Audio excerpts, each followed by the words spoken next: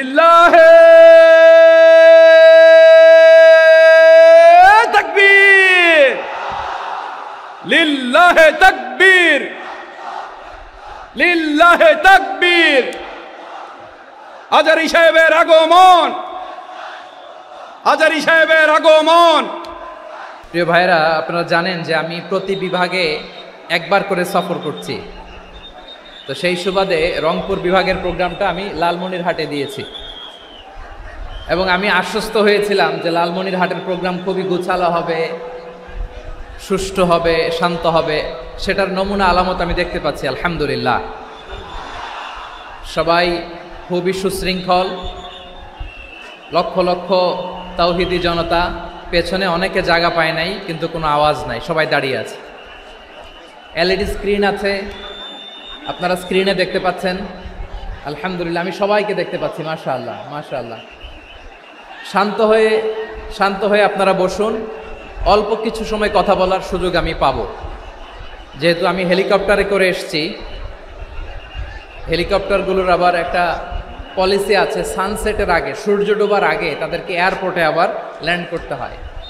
তো এখানে 3:30টার মধ্যে আমাকে উঠে যেতে হবে। আমি যদি বারবার আপনাদেরকে থামাতে থাকি, শান্ত হতে বলি এবং এগুলোতেই যদি আমরা সময় নষ্ট করে ফেলি, তাহলে এই যে বিশাল মহাসমাবেশ, বিশাল আয়োজন, যেখানে 2-4টা আমি বার্তা দিতে চাই, এগুলো ব্যাহত হবে। লালমনিরহাটের ছেলেরা খুব ভদ্র, শান্তশিষ্ট।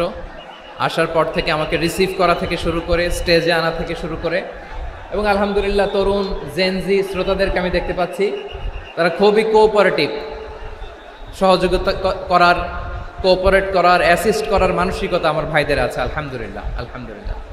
আমি চাইব আমরা একটু নীরব নিস্তব্ধ পরিবেশ তৈরি করার একটু চেষ্টা করব। প্রচণ্ড রোদ, আপনাদের যেমন কষ্ট হচ্ছে আমারও কষ্ট হচ্ছে। ওনারা বলেছিল স্টেজকে সরাবে, উপরে পর্দা দিবে। আমি বললাম দরকার নাই, দরকার নাই। যেই পরিস্থিতিতে আছি আমরা বসি, শান্ত হইতে হবে। এখানে আমি শান্ত হইতে বলবো, ভলান্টিয়ার্সরা মাইক নিয়ে শান্ত হইতে বলবে, আমাদের সম্মানিত উপস্থাপক উনি শান্ত হইতে বলবে। এগুলোর অপেক্ষায় না থেকে নিজ দায়িত্বে আমরা সবাই শান্ত থাকি, যাতে লালমনিরহাটের এই প্রোগ্রাম একটা ইতিহাস হয়ে থাকে বাংলাদেশে। ঠিক কিনা বলেন? যখন আমি সময় দিব, শাউট করতে বলবো, নয়েজ করতে বলবো, তখন নয়েজ করতে হবে আওয়াজ করে। আর যখন কথা বলবো তখন একেবারে চুপ থাকতে হবে, একেবারে চুপ। মাশাআল্লাহ, হ্যাঁ ঠিক আছে, একেবারে চুপচাপ, একেবারে চুপচাপ থাকতে হবে। ধুলা উড়ানো যাবে না, সামনে আগানো যাবে না। নিজের সুবিধা নিরাপত্তা বুঝতে হবে। এটা কোনো রাজনৈতিক সমাবেশ না, এখানে লাফালাফি, চিৎকার চেঁচামেচি, হাত দেখানোর দরকার নাই। হাত দেখানোর পর্ব শেষ।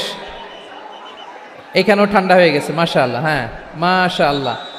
আমাদের ভলান্টিয়ার্স ভাইরা, আমাদের স্বেচ্ছাসেবক ভাইরা, আইন শৃঙ্খলা রক্ষাকারী ভাইরা অনেক চেষ্টা করতেছে, মাশাআল্লাহ। Very good. I am very happy to C this scenario, মাশাআল্লাহ আলহামদুলিল্লাহ। আমি একটু দেখতে চাই যে রংপুর বিভাগের কে কোন জেলা থেকে আপনারা এসছেন। কুড়িগ্রাম থেকে কারা এসছেন দেখি, কুড়িগ্রাম। মাশাআল্লাহ মাশাআল্লাহ। আচ্ছা, গাইবান্ধা জেলার কে আসছেন? গাইবান্ধা, হ্যাঁ মাশাআল্লাহ। ঠাকুরগাঁও অনেকে আসছেন। দিনাজপুর জেলা থেকে, মাশাআল্লাহ। নীলফামারী, ঠিক আছে, ফি আমানিল্লাহ। পঞ্চগড় অনেক আসছে। রংপুর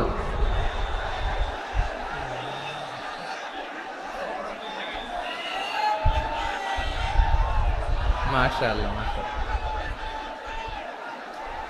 মাশাআল্লাহ, ঠিক আছে। লালমনিরহাটের কারা দেখি, লালমনিরহাট।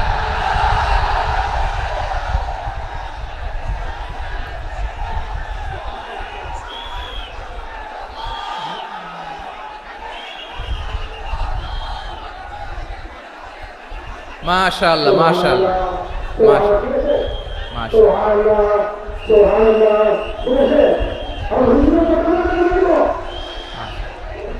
ঠিক আছে ঠিক আছে। আচ্ছা, এই রংপুর বিভাগের বাইরে থেকে অন্য জেলার কারা কারা আসছেন দেখি। তাও আছে অনেকে, মাশাআল্লাহ। ঠিক আছে ঠিক আছে। আজকের প্রোগ্রামে উপস্থিত আছেন প্রধান অতিথি হিসেবে অধ্যক্ষ আসাদুল হাবিব দুলু ভাই, সাংগঠনিক সম্পাদক বিএনপি, জাতীয় নির্বাহী কমিটির সভাপতি, জেলা বিএনপি লালমনিরহাট। বিশেষ অতিথি হিসেবে আমাদের অনেক ভাইরা এসছেন, সবাইকে শুকরিয়া জানাই। সভাপতিত্ব করছেন জনাব আব্দুল হাকিম। আইন শৃঙ্খলা বাহিনী, প্রশাসন, ভলান্টিয়ার্স, শুনেছি আমি প্রায় 5,000 ভলান্টিয়ার্স আপনারা নিয়োগ দিয়েছেন। আলহামদুলিল্লাহ, আলহামদুলিল্লাহ। অনেক গোছালো প্রোগ্রাম।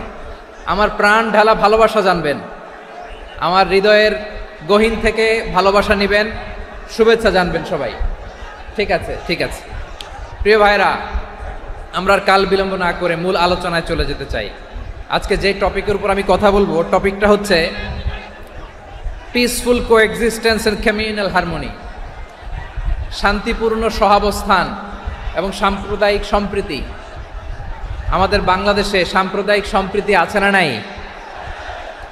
আবহমান কাল থেকে আমরা মুসলিম, হিন্দু, বৌদ্ধ, খ্রিস্টান, পাহাড়ি, নৃগোষ্ঠী মিলেমিশে একাকার, আমরা সবাই মিলে বাংলাদেশ। আওয়াজ করে বলেন ঠিক কিনা? আমাদের পারস্পরিক সম্প্রীতি, ভালোবাসা, সৌহার্দ্যপূর্ণ আচরণ, বোঝাপড়া, এটা বেশ মজবুত, বেশ মজবুত। তবে মাঝে মাঝে আমাদের এই সম্প্রীতির ভেতরে অনেকে ফাটল ধরাতে চায়। আমরা যে সুখে আছি, শান্তিতে আছি, এটা অনেকের ভালো লাগে না, ঠিক কিনা বলেন? আমাদের মধ্যে সাম্প্রদায়িক সম্প্রীতি, সৌহার্দ্যপূর্ণ আচরণ, ভালোবাসা, এটা আবহমান কাল ধরে আছে। তার প্রমাণ, আমরা তাফসিরুল মাহফিলের আয়োজন করলে আমাদের হিন্দু ভাইরা ডিস্টার্ব করে না, ঠিক কিনা? এবং আমি যদি বলি হাত তোলেন, হিন্দু ধর্মের কারা কারা এসেছেন, কত শত কত হাজার যে হাত উঠবে, আপনি অবাক হয়ে যাবেন। আমি চাচ্ছি না হাত উঠাতে। খুলনাতে সর্বশেষ যে আমি প্রোগ্রাম করে গেলাম, সেখানে কয়েকশো হিন্দু ভাই আসছে আমাদের আলোচনা শুনতে, আলহামদুলিল্লাহ। অনেক বৌদ্ধরা আসে, অনেক খ্রিস্টানরা আসে। এবার সফরেও অনেক হিন্দু ভাইরা আমার সাথে দেখা করেছে। তারা বলেছে, হুজুর আমরা আপনার আলোচনা শুনি। আলহামদুলিল্লাহ বলেন। So it's our responsibility to present our religion to our non-Muslim brothers and sisters. আমাদের অমুসলিম ভাই বোনদের কাছে ইসলামের সৌন্দর্য তুলে ধরা, এটা আমাদের দায়িত্ব। We all are the ambassador of Islam. আমরা প্রত্যেকে দায়িত্বশীল, আমরা প্রত্যেকে এক একজন ইসলামের অ্যাম্বাসেডর। আলহামদুলিল্লাহ বলেন।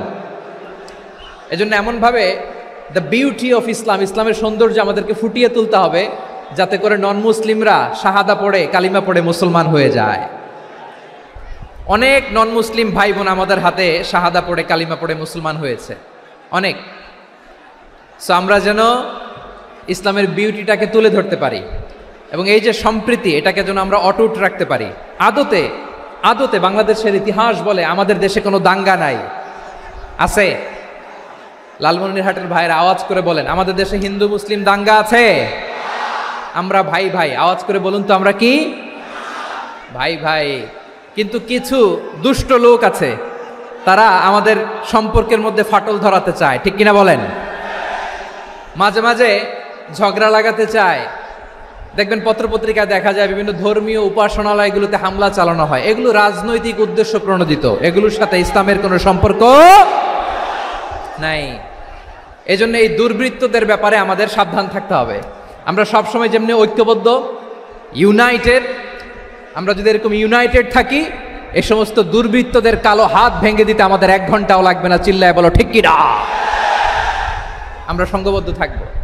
এই যে আমাদের পিসফুল কোএক্সিস্টেন্স, শান্তিপূর্ণ সহাবস্থান। হিন্দুরা পূজা করে, যেদিন হিন্দুদের পূজা অনুষ্ঠান, আমরা ওই দিন তাফসির মাহফিল করি না, ঠিক কিনা বলেন? যেদিন আমাদের তাফসিরুল কোরআনের প্রোগ্রাম, ওই দিন আমাদের হিন্দু ভাইরা ডিস্টার্ব করে না। সুবহানাল্লাহ। হিন্দুদের পূজা অনুষ্ঠানে মাদ্রাসার ছাত্র যে পাহারা দেয়, গোটা বিশ্বে এরকম দৃষ্টান্ত নজির বিরল, ঠিক কিনা বলেন? আইন শৃঙ্খলা বাহিনীর পাশাপাশি মাদ্রাসার ছাত্ররা যে সেখানে পাহারা দেয়, গোটা পৃথিবীতে এই দৃষ্টান্ত আপনি পাবেন। মাদ্রাসার ছাত্ররা, তারা তো কোরআনের ধারক, তারা হাদিসের ধারক, তারা কেন মন্দির পাহারা দিবে? এই সম্প্রীতিকে ধরে রাখার জন্য, এই সৌহার্দ্যকে ধরে রাখার জন্য, আমাদের পারস্পরিক ভালোবাসাকে অটুট রাখার জন্য। আওয়াজ করে বলতে হবে ঠিক কিনা? এখন বলেন, আমাদের এই ভালোবাসা অটুট থাক, আমরা চাই কি চাই না? আমরা হিন্দু মুসলিম মিলেমিশে শান্তিপূর্ণ সহাবস্থান, সাম্প্রদায়িক সম্প্রীতি, লালমনিরহাটের ভাইয়ের আওয়াজ করে বলুন, এই সাম্প্রদায়িক সম্প্রীতি আমরা চাই কি চাই না? আল্লাহ এই দেশকে তুমি বরকতময় করো, বাংলাদেশকে তুমি শান্তিময় করো। আওয়াজ করে সবাই বলেন আমিন।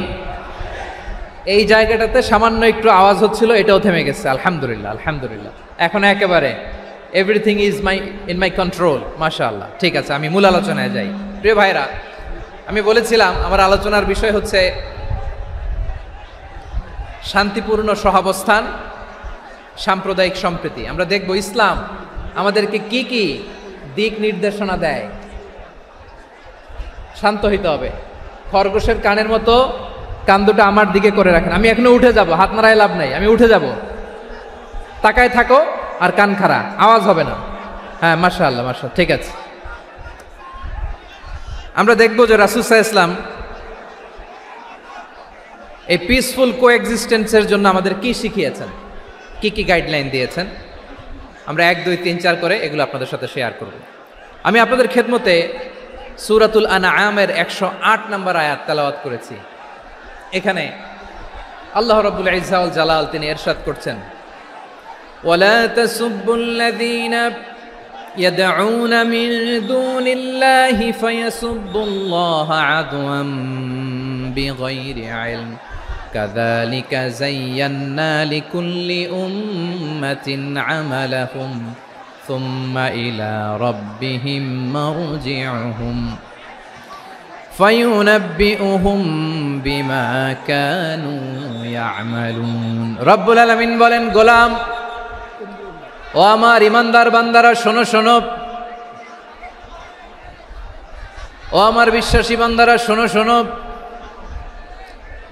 লা তাসুব্বুল্লাযীনা ইয়াদউনা মিন দুনিল্লাহ ফায়াসুব্বুল্লাহা আদওয়াম বিগাইরি ইলম। ও আমার বিশ্বাসী বান্দারা, যারা আল্লাহকে ব্যতি রেখে, আল্লাহকে বাদ দিয়ে অন্য উপাস্যকে ডাকে, দেবীর পূজা করে, দেবতাদের পূজা করে, তোমরা খবরদার তাদের গালি দিও না। আওয়াজ করে বলেন, কি দিও না? আল্লাহ বলেন, ও বিশ্বাসীরা শোনো, যারা আল্লাহকে বেছে রেখে দেবীর পূজা করে, অন্য উপাস্যের পূজা করে, তাদেরকে ডাকে, ওই দেবতাদেরকে তোমরা গালি দিও না। যদি ওই দেবতাদেরকে গালি দাও তাহলে ভুলবশত, শত্রুতাবশত তারা তোমাদের রব আল্লাহকে গালি দেবে, ঠিক কি না? তোমরা যদি তাদের দেবতাদের গালি দাও, ওরা রেগে তোমার আল্লাহরে গালি দিবে, তাহলে আল্লাহরে গালি খাওয়ানোর কারণ হয়ে গেলাম আমি, ঠিক কি না? বলেন।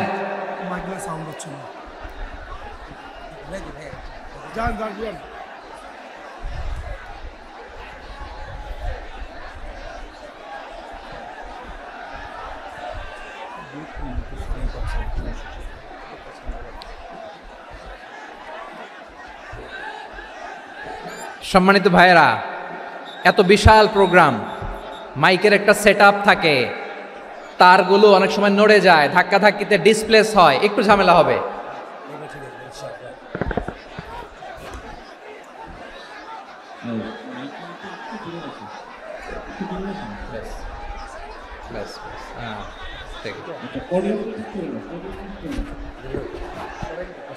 ঠিক আছে, একটু একটু সমস্যা হবে মাঝে মাঝে।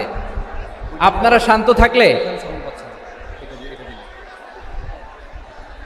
শান্ত থাকতে হবে। এইভাবে সাউন্ড নাই, এই নাই, এই বলতে বলতে আমার সময়ও নাই, উঠে যেতে হবে। এগুলো বোকামি। এই বিভাগীয় প্রোগ্রামগুলোতে যাই, চিৎকার চেঁচামেচি করে তোমরা আসো, সময় শেষ, আমাকে উঠে যেতে হয়। আমরা তো বঞ্চিত হলাম। গুরুত্বপূর্ণ অনেক কথা শোনাবো তোমাদের, অনেক। প্রিয় ভাইরা, আপনারা শান্ত হয়ে বসুন, শান্ত হয়ে। রব্বুল আলামিন বলেন, খবরদার বিশ্বাসীরা, আল্লাহ ছাড়া যারা অন্যান্য উপাস্যদেরকে ডাকে, দেবতাদেরকে ডাকে, তাদেরকে তোমরা গালি দিও না। ওই সমস্ত দেবতাদেরকে যদি তোমরা গালি দাও তাহলে তারা আল্লাহকে গালি দিবে, ঠিক কিনা বলেন? আমরা দেবতাদের গালি দিলে ওরা আল্লাহকে গালি দিবে।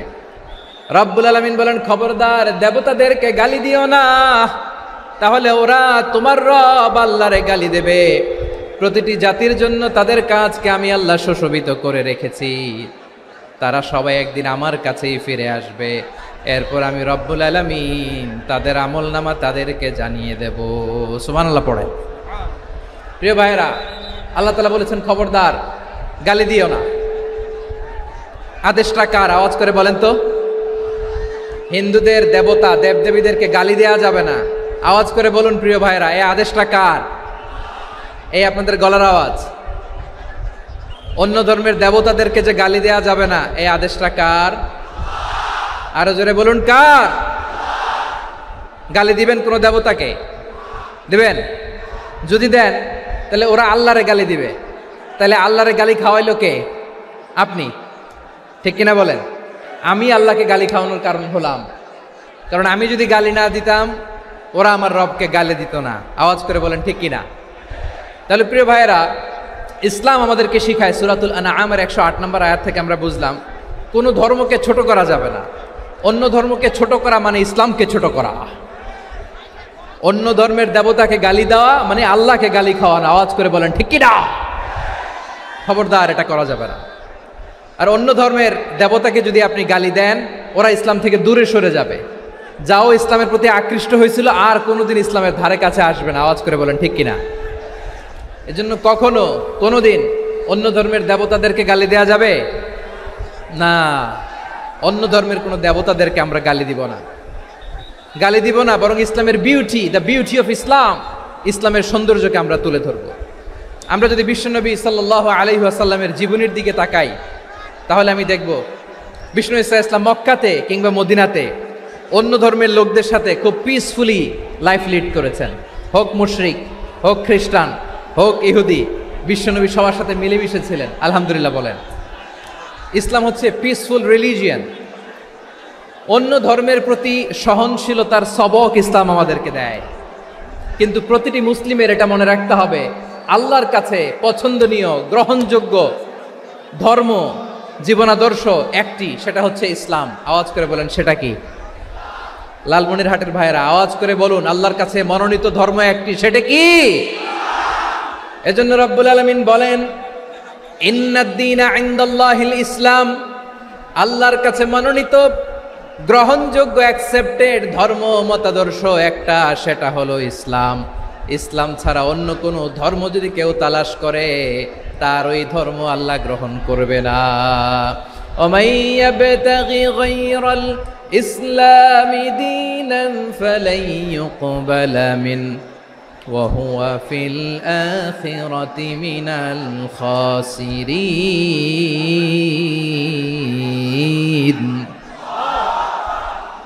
Whoever seek anything except Islam, that won't be accepted from him, and he will be loser in the day of judgment. কিয়ামতের দিন ইসলাম ছাড়া কেউ যদি অন্য কোনো ধর্ম তালাশ করেছে দুনিয়াতে, তার এই মতাদর্শ গ্রহণ করা হবে না। and he will be loser, সে হবে লুজার, ক্ষতিগ্রস্ত, হাই হাই কোম্পানির ম্যানেজার। ওর আমও শেষ, সালাও শেষ। আওয়াজ করে বলেন ঠিক কি না? এজন্য ইসলাম পেয়ে আমরা খুশি না বেজার? প্রত্যেক নামাজ শেষে আমরা আল্লাহরে বলি, আল্লাহ রাদিতু বিল্লাহি রাব্বা ওয়া বিল ইসলামি দীনা ওয়া বি মুহাম্মাদিন নাবিয়ান ওয়া রাসূলা। ও আল্লাহ, তোমারে রব হিসেবে পেয়ে আমরা খুশি।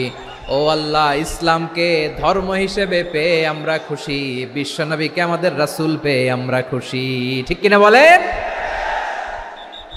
ইসলাম ছাড়া অন্য কোনো ধর্ম আমরা গ্রহণ করব না। ঠিক কিনা বলেন? আল্লাহর কাছে অ্যাকসেপ্টেড রিলিজিয়ান একটা, সেটা ইসলাম। তো বিশ্বনবী সাল্লাল্লাহু আলাইহি ওয়াসাল্লাম মক্কাতে কিংবা মদিনাতে খুব পিসফুলি এক্সিস্ট করেছেন, যে কোনো ধর্মের সাথে মিলেমিশে চলেছেন। তার প্রমাণ আমরা যদি রাসূল সাল্লাল্লাহু আলাইহি ওয়াসাল্লামের বায়োগ্রাফির দিকে তাকাই, তাহলে দেখব তিনি মুশরিকদের সাথে পিস ট্রিটি করেছেন, শান্তি চুক্তি, পিস ট্রিটি, পিস এগ্রিমেন্ট। আপনারা হুদাইবিয়ার সন্ধির নাম শুনেছেন? আমার লালমনিরহাটের কলিজার টুকরা ভাইয়েরা, হুদাইবিয়ার সন্ধির নাম আপনারা শোনেন নাই? 6ষ্ঠ হিজরিতে বিষ্ণু ইসলাম মুশরিকদের সাথে এই ট্রিটি করেছেন, চুক্তি। কাদের সাথে? মুশরিকদের সাথে। আমরা তো মুসলমান বসতে পারি না, আমরা দুই মুসলিম ভাই একসাথে বসে চা খেতে পারি না, গল্প করতে পারি না। বিষ্ণু ইসলাম মুশরিকদের সাথে ট্রিটি করেছেন, হুদায়বিয়ার সন্ধি। এই সন্ধির আগে মক্কা থেকে কেউ মদিনায় যেতে পারে না, মদিনা থেকে কেউ মক্কায় যেতে পারে না। কিন্তু এই সন্ধির পরে ট্রাফিক স্বাভাবিক হয়ে গেল, মক্কার লোকেরা মদিনায় আসতে পারে, মদিনার লোকেরা মক্কায় আসতে পারে। এটাকে বলে সুলহে হুদাইবিয়া, the peace agreement of Hudaybiyyah, শান্তি চুক্তি। আমরা পৃথিবীতে এখন অনেক শান্তি চুক্তির নাম শুনি, এগুলো সব the piece treaty of Hudaibiya থেকে কপি করা। আল্লাহু আকবার। তাহলে বিশ্বনবী সাল্লাল্লাহু আলাইহি সাল্লাম তিনি যে শান্তিপূর্ণ সহাবস্থানে বিশ্বাসী ছিলেন, মুসলমানেরা যে অন্য ধর্মের প্রতি সহনশীল তার প্রমাণ হচ্ছে এই পিস ট্রিটি। শুধু তাই নয়, মাইকের সাউন্ডটা একটু বাড়াই দিতে হবে, খুব দুর্বল, একটু মজবুত করতে হবে, আর একটু ক্লিন করতে হবে, আর সবগুলা জায়গায় সাউন্ড যাচ্ছে কিনা একটু ক্রস চেক করতে হবে। হ্যাঁ, পাবেন পাবেন, দিচ্ছে mike operator, he is trying his level best, দিচ্ছে। মাইক অপারেটর যিনি আছেন, প্রতিটি জায়গায় প্রতিটি সাউন্ড বক্সে যেন আওয়াজ পাওয়া যায়, একটু ক্রস চেক করেন, সাউন্ডটাকে একটু স্ট্রং করে দেন। হ্যাঁ, ঠিক আছে, মাশাআল্লাহ। এদিকে তাকান, এদিকে। মক্কার পার্ট গেল, পিস এগ্রিমেন্ট করলেন, শান্তি চুক্তি। বিষ্ণু ইসলাম মদিনায় যে কি করলেন? মদিনায় যে বিষ্ণু ইসলাম মদিনা চার্টার করলেন, মদিনা সনদ, সাহিফাতুল মদিনা, এটার বলে মদিনা চার্টার।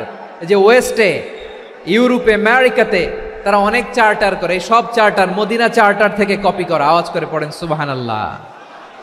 বিষ্ণু ইসলাম মদিনায় গেলেন, মদিনাতে মুসলিম, মুশরিক, ইয়াহুদি, এই তিন ধর্মের লোক মিলে সব স্টেক হোল্ডার যারা আছে সবাইকে নিয়ে বিষ্ণু ইসলাম মদিনা চার্টার করলেন, মদিনা সনদ, পড়েন সুবহানাল্লাহ।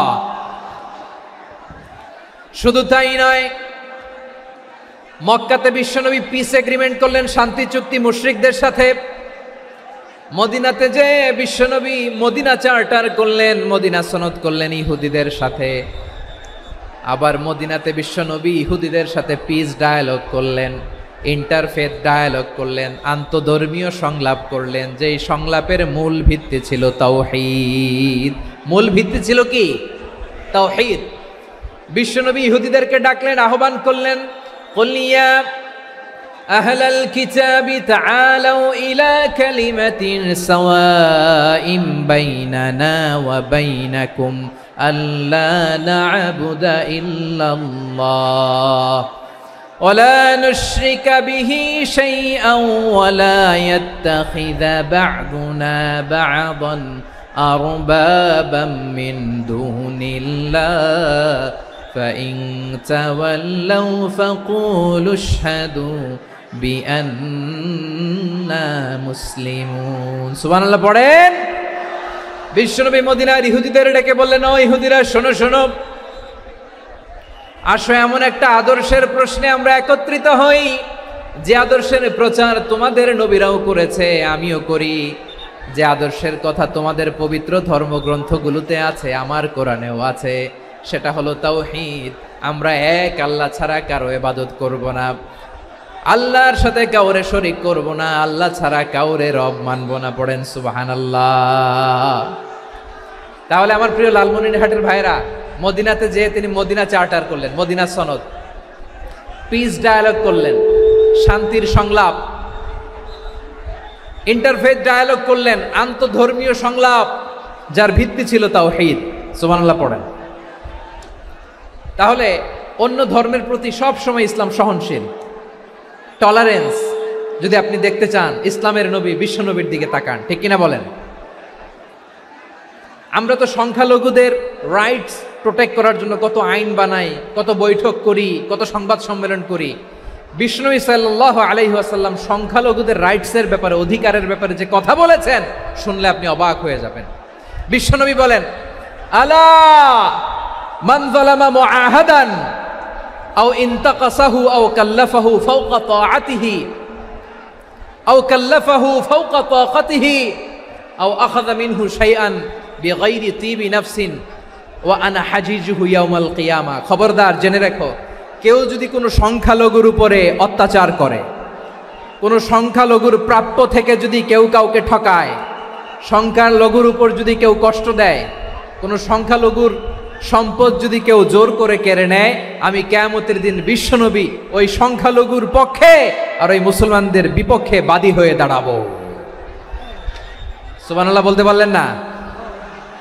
আল্লাহু আকবার। আপনি নামাজি, আপনি মুসল্লি, আপনি হাজী সাহেব, তাহাজ্জুদ পড়তে পড়তে কপালে দাগ ফেলে দিছেন, আপনার প্রতিবেশী হিন্দু, ভাবছেন আমার তো পাওয়ার আছে, ওর জমিটা দখল করি। বিশ্বনবী বলেন কিয়ামতের দিন ওই হিন্দুর পক্ষে তোর বিরুদ্ধে আমি বাদী হয়ে দাঁড়াবো। পৃথিবীর কোন ধর্মে এরকম স্টেটমেন্ট পাবেন? পাবেন? আপনি ভাবছেন আপনি নামাজ পড়লে হাজী সাহেব কপালে দাগ ফেলায় দিলে আপনি সেলসেলায় জান্নাতে চলে যাবেন না? খবরদার। বিশ্বনবী বলেন কোন সংখ্যালঘুর উপর যদি কেউ আক্রমণ করে, তার প্রাপ্য তাকে না দিয়ে যদি তাকে ঠকায়, তার উপর জুলুম করে, তার সম্পদ যদি কেড়ে নেয়, আমি নবী, তুমি মুসলিম হইতে পারো, মুসল্লি হইতে পারো, তার পক্ষে তোমার বিপক্ষে আল্লাহর দরবারে বাদী হয়ে দাঁড়াবো। আচ্ছা লালমনিরহাটের ভাইরা, কথা বুঝতে পারলে আওয়াজ করে উত্তর দেন। বিশ্বনবী যদি কারো বিপক্ষে দাঁড়ায় কিয়ামতের দিন, আই রিপিট, আমি আবারও বলছি, বিশ্বনবী যদি কিয়ামতের দিন কারো বিপক্ষে দাঁড়ায়, ও তো সেলসেলায়া জান্নাতি, তাই না? জান্নাতি না? যে নবীর সুপারিশ ছাড়া জান্নাতের গেটও দেখা যাবে না, ওই নবী যদি বলে তোর বিপক্ষে আমি বাদী হয়ে দাঁড়াবো, ওই জান্নাতে আর ঢোকার কোনো সুযোগ আমাদের থাকবে?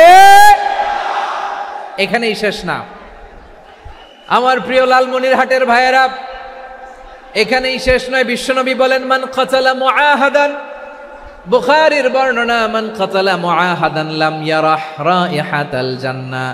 কেউ যদি, কোনো মুসলিম যদি অন্যায়ভাবে কোনো সংখ্যালঘুকে হত্যা করে, কোনো হিন্দুকে হত্যা করে, কোনো বৌদ্ধরে হত্যা করে, অন্যায়ভাবে কোনো মুসলিম যদি কোনো সংখ্যালঘুরে হত্যা করে, জান্নাতে যাওয়া তো দূরের কথা, ওই মুসলিম জান্নাতের ঘ্রাণও পাবে না।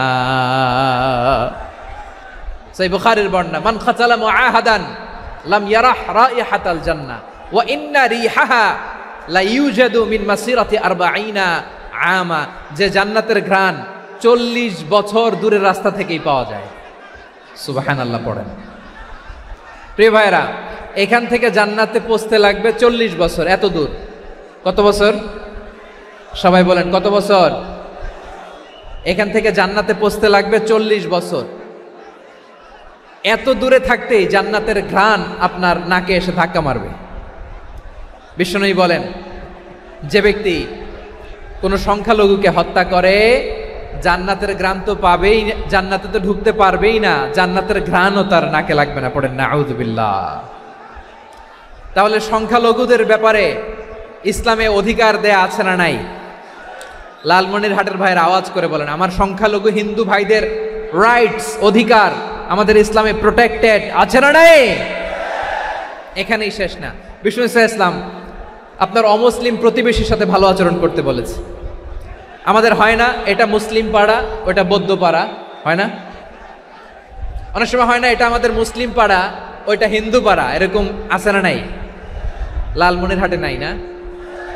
আছে? হিন্দু যদি আপনার প্রতিবেশী হয় কি করবেন? ওরে কষ্ট দিবেন নাকি? কেন? ও তো হিন্দু, ও তো আমার আল্লাহরে ডাকে না, ওরে কষ্ট দিলে জায়েজ হবে না? খবরদার। বিষ্ণু ইসলাম বলেন মান কানা ইউমিনু বিল্লাহ ওয়াল ইয়াউমিল আখির ফালিউকরিম জারাহ। যে আল্লাহ বিশ্বাস করে আর আখিরাতে বিশ্বাস করে, সেজন্য প্রতিবেশীর সাথে ভালো আচরণ করে। সুবহানাল্লাহ। কলিজা জুড়ায় যায় না আমার নবীর কথাগুলো শুনলে? যে আল্লাহ বিশ্বাস করে, যে আখিরাতে বিশ্বাস করে, সেজন্য প্রতিবেশীর সাথে ভালো আচরণ করে। এখানে বলছে মুসলিম প্রতিবেশী বলছে, নামাজি প্রতিবেশী বলছে, আল্লাহওয়ালা প্রতিবেশী বলছে না। প্রতিবেশী আস্তিক হোক নাস্তিক হোক, প্রতিবেশী মুমিন হোক মুশরিক হোক, প্রতিবেশী হইলেই তার সাথে ভালো আচরণের দরকার আছে না নাই? আমার প্রিয় লালমনিরহাটের ভাইয়েরা, বিষ্ণু ইসলাম ওনার ইহুদি প্রতিবেশীদের দেখাশোনা করতেন। আওয়াজ না শোনা যাক, আমারও তো দেখা যায়, আমারও তো দেখা যায়। তাকায় থাকেন, তাকায় থাকলে সওয়াব হবে। কোরআনের কথা যেখান থেকে হয় এদিকে তাকায় থাকলেই বরকত। তাকায় থাকেন। জি জি, মাইক, আমি তো আর মাইক ঠিক করতে আসি না এদিকে, এই মাইক ঠিক করব, ওই মাইক ঠিক করব, ওদিকে পাইলট বলবে হুজুর চলে আসেন। জি বসুন বসুন, মাশাআল্লাহ, হ্যাঁ খুব শান্ত, ঠিক আছে। পুলিশ ভাইরা না খেয়ে দিনরাত আপনারা যাতে সুশৃঙ্খল একটা প্রোগ্রাম উপহার পান এটাই চেষ্টা করতেছে, আপনাদেরকে কষ্ট দিতে আসে নাই, একটু একটু সহযোগিতা করেন। জি মাশাআল্লাহ, হ্যাঁ ঠিক আছে।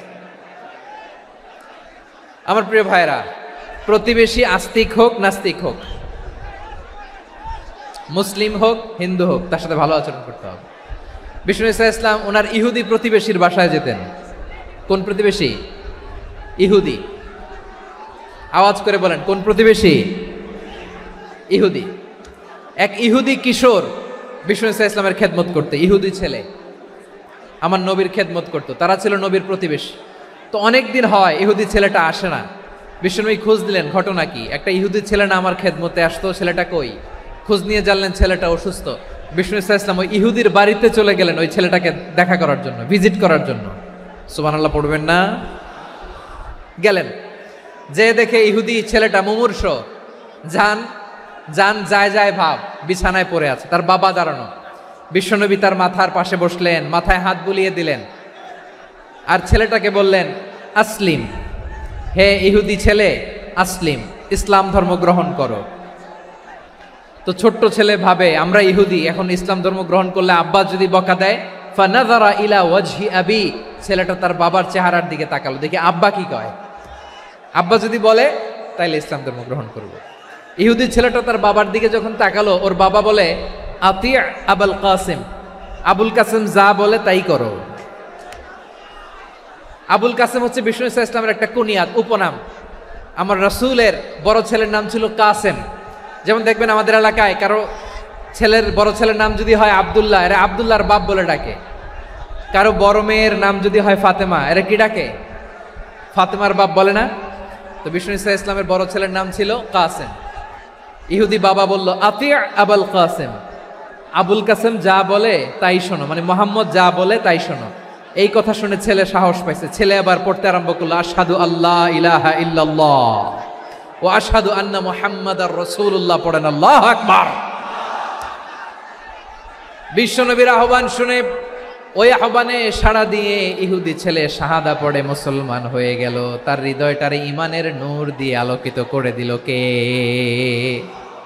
প্রিয় ভাইরা, এবার রাসূল সাল্লাল্লাহু আলাইহি ওয়াসাল্লাম বের হয়ে আসলেন ঘর থেকে, আর বললেন আলহামদুলিল্লাহিল্লাযী আনকাযাহু মিনান নার, প্রশংসা সে আল্লাহর যে আল্লাহ জাহান্নামে চলে যাচ্ছিল প্রায় এমন একটা লোককে মুহূর্তের মধ্যে কালেমায়ে শাহাদাতের বদৌলতে জান্নাতি বানায় দিলেন। আওয়াজ করে পড়েন সুবহানাল্লাহ। এই হাদিস থেকে আমরা কি শিখলাম? What is the moral of the story?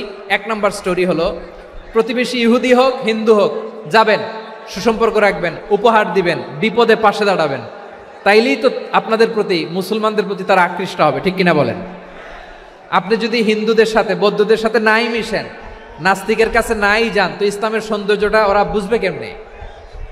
আমার অনেক হিন্দু পরিচিত ভাই আছে, ওরা আমাদের ইফতারির প্রোগ্রামে এসে একসাথে ইফতারি করে। অনেক মদখোর আমার সাথে বসে একসাথে ডিনার করে, হাফ প্যান্ট পরা, গলায় স্বর্ণের চেইন, হাতে স্বর্ণের ব্রেসলেট, আইসা আমার সাথে ডিনার করছে, আছে এরকম। গাঁজাখোর, আমি বলি আসো, welcome welcome to my dinner, আসো বসো, বসলেই তো আমি ওর ডিএনএ, চিন্তার ডিএনএ চেঞ্জ করে দেওয়ার সুযোগ পাবো, চিল্লায় বলো ঠিক কি না? আসতে হবে আমার কাছে। Hour door is open, the door of Islam is open 24/7। সব সময় আমাদের ইসলামের দরজা আমার অমুসলিম ভাইদের জন্য খোলা আছে না নাই? এই হাদিস থেকে দুইটা শিক্ষা। এক নম্বর শিক্ষা, প্রতিবেশী মুসলিম হোক অমুসলিম হোক, যান, অসুস্থ হইলে একটু আপেল নিয়ে যান, আঙ্গুর নিয়ে যান, কমলা নিয়ে যান, তাদের সাথে ভালো আচরণ করেন। ইসলামের বিউটি দেখে, সৌন্দর্য দেখে অবাক হবে, নসিব ভালো হলে কোনোদিন কালিমা পড়ে মুসলমান হয়ে যাবে, ঠিক কিনা বলেন? তাহলে অমুসলিমের সাথে ভালো সম্পর্ক। বিশ্বনবী ইহুদির বাড়িতে গেলেন, ইহুদির বাড়ি, আর আমার মুসলমান ভাই আমার কাফের বলে, এরকম আছে না নাই? হ্যাঁ, মুসলিমরা দেখতে পারে না, সহ্য করতে পারে। বিশ্বনবী সাল্লাল্লাহু আলাইহি ওয়াসাল্লাম ইহুদির বাড়িতে গেলেন, এটা একটা শিক্ষা। আরেকটা শিক্ষা হলো, ভাইয়েরা ধাক্কা মেরে এসে সামনে এসে কি লাভ? প্রোগ্রাম তো শেষ হচ্ছে, এখনই শেষ হচ্ছে, তো এই যে আমাদের বক্সি ভাই ওয়াদা নিল, হাত তোলালো, মিম বলে এত কথা বলল, তো আমি জেলায় জেলায় যে খালি হাত নাড়াই তোমাদের জন্য নাকি? হ্যাঁ, হাত নাড়াই শুধু, এই ধাক্কাইতে ধাক্কাইতে এদিকে এসে হাত নাড়াইতেছে। হয়েছে তো, দেখলাম তো, ঠিক আছে, মাশাআল্লাহ, অনেক সুশৃঙ্খল, অন্যান্য যে কোনো জেলার চেয়ে অনেক সুশৃঙ্খল। আমার দিকে তাকাও, আমার দিকে তাকাও, ঠিক আছে। এই যে দাঁড়িয়ে আছে, একটা ছেলে নড়ে না, দেখছেন? মাশাআল্লাহ মাশাআল্লাহ মাশাআল্লাহ। হ্যাঁ, এইভাবেই। আর কয়েকটা মজাদার কথা আছে, শোনো। এই হাদিস থেকে আমাদের শিক্ষা হলো, আমার প্রতিবেশী যেই ধর্মের হোক আমি সম্পর্ক রাখবো। অসুস্থ হলে যাব, কি বলেন ভাইরা? যাবেন না? যাবেন না আপনারা? আচ্ছা, 2 নম্বর শিক্ষা হলো, বিষ্ণু ইসা ইসলামের খাদেম ছিল ইহুদি, এতদিন খেদমত করলো, একদিনও বিশ্বনবী ওরা কালিমার দাওয়াত দেয় নাই। কারণ কি? বিশ্বনবী একটা ভালো সময়ের অপেক্ষা করতেছিলেন, প্রপার টাইমিং। দাঈর কাজ হচ্ছে দাঈ ইলাল্লাহ, সে হচ্ছে সুযোগ সন্ধানী। দাঈ সুযোগ খোঁজে, কখন দাওয়া দিলে ব্যাটে বলে হবে, ঝোপ বুঝে কোপ মারে, ঠিক কিনা বলেন? বিষ্ণু ইসলাম ভালো সময়ের অপেক্ষা করতেছিলেন, দেখি ভালো সময় আসুক আসুক আসুক আসুক। আস্তে আস্তে এমন সময় আসছে, ছেলে এবার মুমূর্ষ, অসুস্থ ব্যক্তির হৃদয় অত্যন্ত নরম থাকে। হসপিটালে যখন কেউ যায় তার হৃদয়টা বড্ড নরম থাকে, মৃত্যুর ভয়ে তার অন্তরটা নরম থাকে, ঠিক কিনা বলেন? এই প্রপার টাইমিং এর অপেক্ষা করতেছিলেন। যখনই টাইমিং পেয়েছেন, দাওয়াত দিলেন, পড়ো লা ইলাহা ইল্লাল্লাহ, সুবহানাল্লাহ পড়েন সবাই। তাহলে ইসলাম অমুসলিম প্রতিবেশীর সাথে ভালো আচরণ করতে বলে। ইসলাম অমুসলিম মাতা পিতার সাথেও ভালো আচরণ করতে বলে। মাতা পিতা যদি অমুসলিম হয়, তারা ফেলে দিতে পারবেন? পারবেন? আমার লালমনিরহাটের ভাইয়েরা, অনেক হিন্দু ছেলে আমাদের হাতে শাহাদা পড়ে মুসলিম হয়, কিন্তু ওর মা মুসলমান হয় নাই, বাবাও হয় নাই, এরকম আছে না নাই? তো ও হয়েছে মুসলিম, মা বাপ হিন্দু, এখন মা বাপ কি বাদ? হ্যাঁ, মা বাপ বাদ দেয়া যাবে? যেই মা আপনারে 9 মাস 8 মাস পেটে ধারণ করলো, আপনার মায়ের নার ছেঁড়া ধন, আপনি ওই মারে বাদ দিতে পারবেন? যেই মায়ের বুকের তাজা দুধ খেয়ে আপনি আজকে বাড়ন্ত তাজা তরতাজা, ওই মারে বাদ দেয়া যাবে? মায়ের এক ধারে দুধের দাম, কাটিয়া গায়ের চাম, পাপুষ বানাইলে ঋণের শোধ হবে না, এমন দরদি ভাবে কেউ হবে না আমার মাহা গো।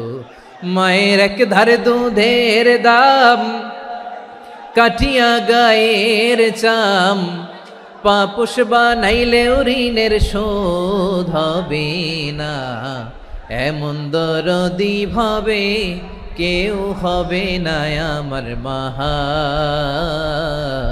গো, ঠিক কিনা? মাকে তো বাদ দেয়া যায় না। وَقَضَى رَبُّكَ أَلَّا تَعْبُدُوا إِلَّا إِيَّاهُ وَبِالْوَالِدَيْنِ إِحْسَانًا। আল্লাহ বলে, অবধারিত 2টা ভার্ডিক্ট তোমাদের জন্য, এক আল্লাহর ইবাদত করবা আর মা বাবার প্রতি ইহসান করবা। আদেশটা কার? মা বাবার প্রতি ইহসান করতে হবে। আমার মা হিন্দু হোক, ভালো আচরণ করতে হবে, বৌদ্ধ হোক, ভালো আচরণ করতে হবে। আমার যে সমস্ত হিন্দু ভাইয়েরা মুসলিম হয়েছ, তোমাদের মা বাবা এখনো মুসলমান হয় নাই, তাদের সাথে ভালো আচরণ করতে হবে। আপনাদের খেদমত নিজে করতে হবে, অথবা খেদমতের ব্যবস্থা করাই দিতে হবে। মান্থলি যে খরচ লাগে এটা দিতে হবে। আরে তুমি এখন মুসলিম, তোমার মা বাবা হিন্দু, এখনই তো সুযোগ ইসলামের সৌন্দর্য দেখানোর। এখন মা বাবা যদি দেখে, আরে এটা হিন্দু থাকতে তো বদমাইশ ছিল, বেয়াদব ছিল, কি এমন ধর্ম সে গ্রহণ করলো যেটা গ্রহণের সাথে সাথে সে পাল্টে গেল? কি এমন ধর্ম সে গ্রহণ করেছে যেটা তার জীবনকে আলোকিত করে দিয়েছে? নসিব ভালো হইলে তারাও কালিমা পড়ে মুসলমান হয়ে যাবে। বিষ্ণু ইসা ইসলামের স্ত্রীর নাম ছিল আয়েশা রাদিয়াল্লাহু তাআলা আনহা, আবু বকর রাদিয়াল্লাহু তাআলা আনহুর মেয়ে। আবু বকর রাদিয়াল্লাহু তাআলা আনহুর আরেক মেয়ের নাম হচ্ছে আসমা। কি নাম? দুজনই আবু বকর রাদিয়াল্লাহু তাআলা আনহুর মেয়ে, আসমা আর আয়েশা। নাম দুইটা কেমন লাগে? আসমা নামটা কেমন লাগে? আয়েশা নামটা কেমন লাগে? সবার ভালো লাগে নাই? নাম দুটো আপনাদের ভালো লাগে? লালমনিরহাটে অনাগত যদি কন্যা সন্তান হয়, যদি মনে চায় আসমা রেখে দিতে পারবেন। যদি মনে চায় আয়েশা রেখে দিয়েন।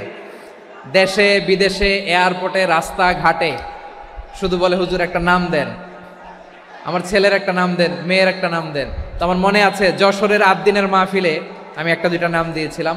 আজকে লালমনিরহাটের এই প্রোগ্রামে কন্যা সন্তান যদি হয় দুটা নাম দিলাম, আসমা কিংবা আয়েশা।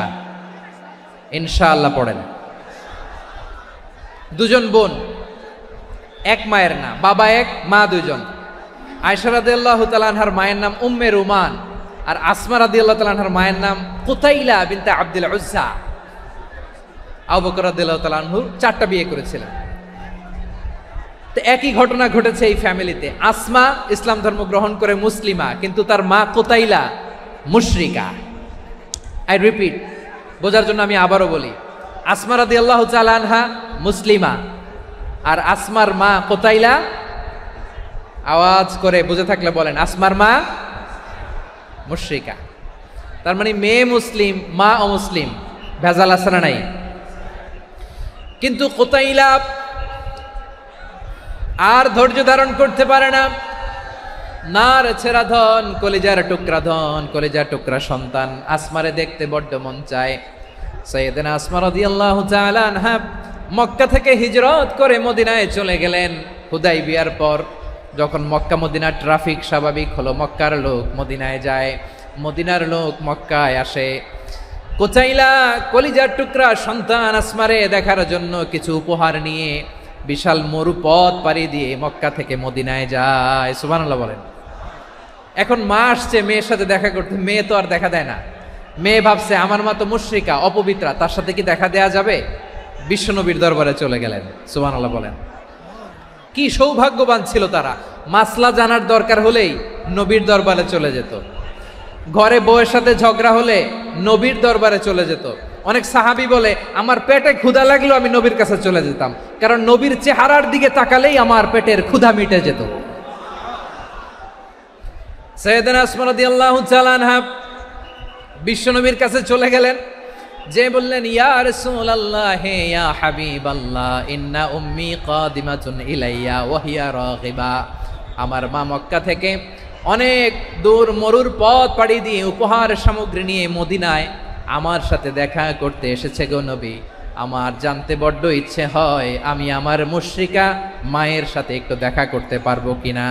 আফা আসিলুহা, আগে যেমনি আমি আমার মায়ের সাথে ভালো আচরণ করতাম, যেমনি আমি আমার মায়ের সাথে সদাচরণ করতাম গো নবী, এখন আমি মুসলিমা মা মুশরিকা, এখনো কি আগের মতো সদাচরণ করতে পারবো নাকি?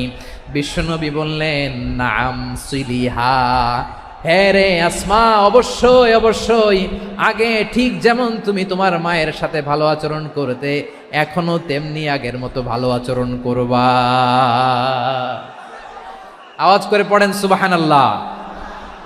কি ইসলাম আমরা পেয়েছি, কত ব্রড মাইন্ডেড আমাদের ইসলাম, কত ওপেন মাইন্ডেড ইসলাম, কত ওপেন আপ করতে পারে, চিন্তা করতে পারেন।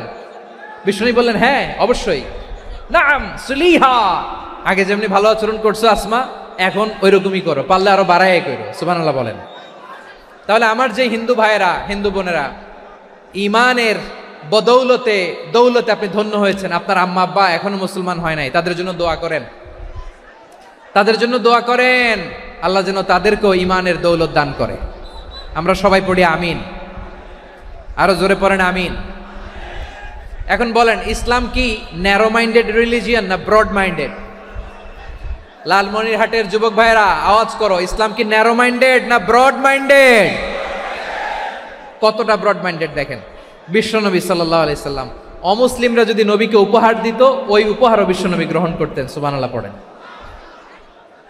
আপনার অমুসলিম বন্ধু যদি উপহার দেয় সেটাও আপনি নিতে পারবেন, যেটা নেওয়া জায়েজ। কিন্তু আপনার বন্ধু যদি আপনার মদের বোতল দেয় নিতে পারবেন? হ্যাঁ, মদের বোতল দিলে পারবেন না। আপনার বন্ধু যদি আপনার পর্ক দেয়, পর্ক শূকরের গোশত মিশ্রিত কোনো খাবার, ওটা নিতে পারবেন না। হালাল যে কোনো জিনিস নিতে পারবেন। বিশ্বনবী সাল্লাল্লাহু আলাইহি ওয়াসাল্লাম অমুসলিমদের দেয়া হাদিয়া গ্রহণ করতেন। কেমন নবী ছিলেন? আমার নবীরে চিনে নেন, আমার নবীর অ্যাটিটিউড জেনে নেন। বিশ্বনবী সাল্লাল্লাহু আলাইহি ওয়াসাল্লাম যখন কোনো জনপদে যেতেন 3টা অপশন নিয়ে যেতেন। প্রিয় ভাইয়ের আওয়াজ করে বলতে হবে, কোনো জনপদে গেলে আমার নবীর অপশন থাকতো কয়টা? আমার মতো 3 আঙ্গুল উঁচু করে দেখান আর বলুন আমার নবী কোন জনপদে গেলে কয়টা অপশন নিয়ে যেতেন? 1 নাম্বার অপশন আসলিম তাসলাম। নতুন এলাকায় গেলে বলতেন আসলিম তাসলাম, ইসলাম ধর্ম গ্রহণ করো, শান্তিতে থাকবা, আমার ভাই হয়ে যাবা, আমরা ভাই ভাই। ইসলাম মানো, আমরা ভাই ভাই। অপশন নাম্বার কত? 1। যদি বলে না ইসলাম মানবো না, ওকে, অপশন নাম্বার 2, মুসলিম হওয়ার দরকার নাই, লা ইকরাহা ফিদ্দিন, ইসলামে কোনো বাড়াবাড়ি নাই। খ্রিস্টান আছো থাকো, বৌদ্ধ আছো থাকো, ইহুদি থাকতে চাও থাকো, কিন্তু আমরা যেহেতু রিজিওনাল সুপার পাওয়ার, আমাদের আন্ডারে থাকো, ট্যাক্স দিয়া থাকো, এটার বলে জিজিয়া। আলেম যারা আছেন বুঝবেন এটার আরবিতে কি বলে, জিজিয়া। You pay us the tax, we will give you the security. তোমরা ট্যাক্স দিবা, আমরা সিকিউরিটি দিব, আমাদের আওতায় থাকবা, কেউ তোমাদেরকে আক্রমণ করতে পারবে না, আমরা নিরাপত্তা দিব। সুবহানাল্লাহ বলেন। এটা অপশন নাম্বার কত? আচ্ছা বুঝে থাকলে বলেন 1 নাম্বার অপশন কি ছিল? ইসলাম। ইসলাম মানো, শান্তিতে থাকবা, ভাই ভাই, আমরা ভাই ভাই। অপশন নাম্বার 2, ট্যাক্স দাও, আমরা নিরাপত্তা দিব, মুসলিম হওয়া লাগবে না। এখন 1 নাম্বারও মানে না, 2 নাম্বারও মানে না, মুসলিম হবো না, ভালো, খ্রিস্টান থাকো, ট্যাক্স দাও, আমরা সিকিউরিটি দিব না, এইটাও মানি না। বিষ্ণু বলেন তাহলে তলোয়ার আমাদের আর তোমাদের মাঝে ফয়সালা করবে, মুসলিমও হবো না, ট্যাক্স দিবা, নিরাপত্তা দিব, আমরা সুপার পাওয়ার, আমাদের আন্ডারে থাকবে, এইটাও না। তাহলে তোমাদেরকে তো আমরা বিশ্বাস করতে পারি না, কখন না কখন বিশ্বাসঘাতকতা করো, কার সাথে মিলে হাত মিলাও, তলোয়ার আমাদের মাঝে ফয়সালা করবে। তখন তিনি জেহাদের সশস্ত্র সংগ্রামের ঘোষণা দিতেন। সুবহানাল্লাহ পড়েন। দেখেন পশ্চিমারা জেহাদকে এইভাবে চিত্রায়িত করে না, ওরা জেহাদ বলতে বুঝায় তলোয়ার, হাত কাটো, গলা কাটো, না, জেহাদ সশস্ত্র সংগ্রাম 3 নম্বরে। অধিকাংশ ক্ষেত্রেই বিশ্বনবীর সুন্দর আচরণ দেখে, আরে আমার নবীর যে নুরানি চেহারা, অনেকে তো কেবল সিরেফ চেহারাটা দেখেই কালিমা পড়ে মুসলমান হয়ে গিয়েছে। যারা মুসলিম হয় নাই তারা তাদের ইসলামেই বলবৎ ছিল, ট্যাক্স দিয়ে ইসলামের আন্ডারে ছিল। যারা এটাও মানে নাই ওইটাও মানে নাই, তাদের বিরুদ্ধে জেহাদ। বিষ্ণু ইসলাম 7ম হিজরিতে যখন খায়বার বিজয়ের পরে ইসলাম রিজিওনাল সুপার পাওয়ার হিসেবে আত্মপ্রকাশ করলো, বিশ্বনবী চিঠি লিখলেন অন্যান্য সুপার পাওয়ারের কাছে, রাষ্ট্রীয় চিঠি লেখে এক রাষ্ট্রপ্রধান আরেক রাষ্ট্রপ্রধানের কাছে, ঠিক কিনা বলেন? জানেন না আপনারা? এই যে 24-এর ছাত্র নাগরিক অভ্যুত্থানে, এই অভ্যুত্থান যখন শুরু হয়, আমি তখন সাউথ আফ্রিকাতে, একটা স্ট্যাটাস দিয়েছিলাম, কোটা নয় গোটা দেশ সংস্কার করা লাগবে। শুধু বাংলাদেশ নয়, সারা বিশ্বের বাংলা ভাষাভাষী লোকেরা এই আন্দোলনের সাথে সমর্থন তারা করেছে, এটাকে সাপোর্ট করেছে, তারা সমর্থন দিয়েছে। আমাদের ইউনাইটেড আরব আমিরাতের বাংলাদেশি ভাইয়েরা, তারা সেখানে রাস্তায় নেমে এসেছিল, জানেন? ওইখানে ডেমনস্ট্রেশন করা যায় না, সেখানকার সরকার তাদেরকে যাবজ্জীবন দিয়েছিল। তখন আমাদের এই যে প্রধান উপদেষ্টা ডক্টর মোহাম্মদ ইউনূস সরাসরি G2G বলে, এটারে G2G, government to government, G2G, উনি চিঠি লিখলেন যে তাদেরকে, ইউর হাইনেস, হে সম্মানিত আমির, আপনি আমার এই চিঠির কারণে আমার সম্মানে এই 53 জন বাংলাদেশিকে মাফ করে দেন। এই চিঠির বদৌলতে বেকসুর খালাস পেয়ে গিয়েছিল আমাদের ভাইরা। জানেন না এই ঘটনা আপনারা? তাহলে গভর্নমেন্ট টু গভর্নমেন্ট চিঠি দেওয়া হয়। 7ম হিজরিতে বিষ্ণু ইসলাম সব সুপার পাওয়ারের কাছে চিঠি দিলেন, রোমান সম্রাটের কাছে, পারস্য অধিপতির কাছে, মিশরের অধিপতির কাছে, সবার কাছে চিঠি লিখলেন।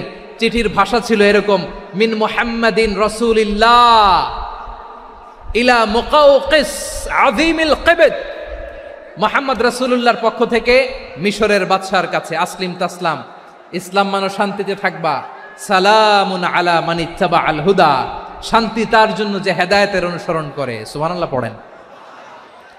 তো এই চিঠি অনেকে ভালোভাবে রিসিভ করেছে, অনেকে এই চিঠি পাওয়ার পরে নবীর কাছে আবার ইন রিটার্ন উপহার পাঠিয়েছে। কি পাঠিয়েছে? উপহার। মিশরের বাদশা মুকাওকিস, তিনি বিশ্বনবীকে বিশাল এক উপহারের ডালি পাঠিয়েছেন। মিশরের বাদশা মুকাওকিস ছিলেন ধর্মে খ্রিস্টান। লালমনিরহাটের ভাইয়েরা আওয়াজ করে বলেন, মিশরের বাদশা ধর্মে কি ছিল? খ্রিস্টান। কি উপহার দিয়েছিল আমার নবীকে? শুনতে মনে চায়? আওয়াজ নাই লালমনিরহাটের গলায়। শুনতে মনে যায়? 1000 স্বর্ণ মুদ্রা, 1000 স্বর্ণ মুদ্রা। 2টা খ্রিস্টান দাসী, একজনের নাম মারিয়া বিনতে শামাউন আল কিবতিয়া, আরেকজনের নাম সিরিন বিনতে শামাউন আল কিবতিয়া। একজন খ্রিস্টান দাস 20 থান কাপড় জামা বানানোর জন্য, আমরা নবী যেন সেলাই করে জামা বানাতে পারে এজন্য 20 থান কাপড়, 20 থান ফাইন গার্মেন্ট, সুবহানাল্লাহ পড়বেন না? এরপরে একটা গাধা যেটার নাম ছিল উফাইর, আর একটা খচ্চর, এটার নাম ছিল দুলদুল। খচ্চর চিনেন? গাধা আর ঘোড়ার ক্রসিং এ যে প্রাণীটা দুনিয়াতে আসে এটার খচ্চর বলে। তো এই যে সুপার পাওয়ার, খ্রিস্টান বাদশার কাছে নবী চিঠি লিখলেন, ওই খ্রিস্টান বাদশা আমার নবীকে উপহার দিল, বিশ্বনবী এই উপহারগুলো সানন্দে গ্রহণ করেছে। সুবহানাল্লাহ পড়বেন না? তাহলে অমুসলিম কেউ যদি আপনাকে উপহার দেয়, হালাল উপহার হলে আপনি গ্রহণ করতে পারবেন। অনুরূপভাবে পারস্যের বাদশা, রোম সম্রাট বিশ্বনবীকে উপহার পাঠিয়েছেন, আমার নবী সবগুলো উপহার গিফট গ্রহণ করেছেন। সুবহানাল্লাহ বলেন। তাহলে প্রিয় লালমনিরহাট, আওয়াজ করে বলুন, ইসলাম কি ন্যারো মাইন্ডেড রিলিজিয়ন না ব্রড মাইন্ডেড? আম্মাজান আয়েশার কাছে মাসালা জানতে চায় মেয়েরা, হে আম্মাজান, অগ্নি উপাসকেরা তাদের ঈদের দিন নওরোজের সময় আমাদেরকে পাখি দেয়, নেওয়া যাবে? উনি বললেন, ওরা জবাই করে দিলে নেওয়া যাবে না, কিন্তু ওরা যদি ফলমূল এরকম খাবার দেয় এগুলো নেওয়া যাবে। তার মানে অমুসলিমদের দেয়া উপহার এটা গ্রহণ করা যায়। সুবহানাল্লাহ বলেন। শুধু তাই নয়, বিষ্ণু ঈসা ইসলাম অমুসলিমদের সাথে আর্থিক লেনদেনও করেছেন, ফিনান্সিয়াল ডিলিং করেছেন। অমুসলিমদের সাথে প্রয়োজনে আপনি ফিনান্সিয়াল ডিলিং করতে পারবেন। আমরা প্রায় দেখি বাজারের মিষ্টির দোকানগুলো আমার হিন্দু ভাইদের। লালমনিরহাটে মিষ্টির দোকান, দইয়ের দোকান কারা চালায়? হিন্দুরা চালায় না? তারপরে যে বারবার শপ, চুল কাটে যে নাপিত, অধিকাংশ নাপিতের দোকানে কারা? আমার হিন্দু ভাইরা। তা আপনি চুল কাটতে পারবেন কিনা? পারবেন কিনা বলেন? পারবেন। তার দোকান থেকে দই মিষ্টি কিনতে পারবেন কিনা? হ্যাঁ, আমার মুসলিম ভাইয়ের দোকান থাকলে ওইটারে আমি বেশি প্রায়োরিটি দিব, ঠিক কিনা? কিন্তু যদি তাদের সার্ভিস নিতে চান, প্রোডাক্ট নিতে চান, পারবেন। তার দলিল সহিহ বুখারী, আম্মা জান আয়েশা রাদিয়াল্লাহু তাআলা আনহা বলেন, ইশতারা রাসূলুল্লাহ সাল্লাল্লাহু আলাইহি ওয়াসাল্লাম মিন ইয়াহুদিয়িন তুআমান ওয়া রাহানাহু দিরআহু মিন হাদিদ। রাসূল সাল্লাল্লাহু আলাইহি ওয়াসাল্লাম এক ইহুদির কাছ থেকে, কার কাছ থেকে? সবাই বলে নাই, কার কাছ থেকে? আমার নবী, পেয়ারা নবী এক ইহুদির কাছ থেকে জব কিনেছিল, জব, বার্লি, যেটা দিয়ে রুটি বানায়। ওই জবের দাম দেওয়া টাকা পয়সা নবীর কাছে ছিল না, ফলে নবী ওনার একটা পোশাককে মর্গেজ রেখেছিলেন, মর্গেজ, বন্ধক, যে এখন এটার দাম দিতে পারবো না, কয়েক কেজি বার্লি নিয়ে যাই আর বন্ধক হিসেবে আমার জামাটা রেখে গেলাম, যেই দিন দাম দিব ওই দিন জামাটা ছুটায় নিয়ে যাব। সুবহানাল্লাহ পড়বেন না? বাকিতে নিছিলেন, বাকিতে। দিরআহু মিন হাদিদ, লোহার তৈরি বর্ম, মানে যুদ্ধের পোশাক, লোহা দিয়ে বানানো। বিশ্বনবী বললেন, কয়েক কেজি জব দাও, টাকাটা পরে দিব, এখন টাকা নাই, বন্ধক হিসেবে, মর্গেজ হিসেবে আমার জামা রেখে গেলাম, যখন টাকা দিব জামা ছুটায় নিব। আওয়াজ করে বলতে হবে সুবহানাল্লাহ। এ থেকে বোঝা গেল অমুসলিমদের সাথে ফিনান্সিয়াল ডিলিং করা যায়, অর্থনৈতিক লেনদেন করা যায়, কেনাবেচা করা যায়, প্রোডাক্ট কেনা যায়। এমনকি আমাদের মসজিদে নববীতে বারান্দায় আপনার একটা অটোমেটিক ফ্লাইং আমব্রেলা দেখছেন? সূর্য যখন বাড়ে মসজিদে নববীর বারান্দায় ইয়ার্ডের মধ্যে অটোমেটিক্যালি কিছু আমব্রেলা আছে, সাঁ করে খুলে যায়, আর সূর্যের তাপ লাগে না। আবার সন্ধ্যাবেলায় এই আমব্রেলাগুলো ওরা ক্লোজ করে ফেলে, দেখেন নাই না? দেখছেন? এই মসজিদে নববীকে সর্বোচ্চ উন্নত মানের কনস্ট্রাকশন ইনফ্রাস্ট্রাকচারে ডেভেলপ করার জন্য কর্তৃপক্ষ কিছু অমুসলিম ইঞ্জিনিয়ারের, ডিজাইনারের সহায়তা নিয়েছিল। সুবহানাল্লাহ বলেন। কোন দলিলের ভিত্তিতে? এই দলিলের ভিত্তিতে যে বিষ্ণু ঈসা ইসলাম অমুসলিমদের সাথেও লেনদেন করেছেন। আওয়াজ করে বলতে হবে আল্লাহু আকবার। শুধু তাই নয়, ইন কেস অফ ইমার্জেন্সি, প্রয়োজনে ইসলামের খাতিরে, ইসলামকে সামনের দিকে এগিয়ে নিয়ে যাওয়ার জন্য অমুসলিমদের সাপোর্ট নেওয়া জায়েজ আছে। সুবহানাল্লাহ বলেন। অমুসলিমদের সাপোর্ট নেয়া, তাদের থেকে অর্থ নেয়া, পলিটিক্যাল সাপোর্ট, পলিটিক্যাল অ্যাসাইলাম নেওয়া জায়েজ আছে। আমাদের অনেক বিশ্ববরেণ্য দায়ীরা আমেরিকায় অস্থায়ীভাবে অ্যাসাইলাম নিয়ে থাকে, নিজের দেশে গেলে ফাঁসিতে ঝুলাই দিবে, যুগ যুগ ধরে দায়ীদের উপরে এরকম অত্যাচার আর নির্যাতন আছে না নাই? মিশরের অনেক দায়ীরা পাশ্চাত্যে যেয়ে থাকে, এই যে তারা পলিটিক্যাল অ্যাসাইলাম নিয়ে থাকে, রাজনৈতিক আশ্রয়, এটা জায়েজ আছে না? এটা যে জায়েজ আছে তার প্রমাণ স্বয়ং বিশ্বনবী সাল্লাল্লাহু আলাইহি ওয়াসাল্লাম পলিটিক্যাল সাপোর্ট নিয়েছিলেন অমুসলিমদের কাছ থেকে। সুবহানাল্লাহ বলেন।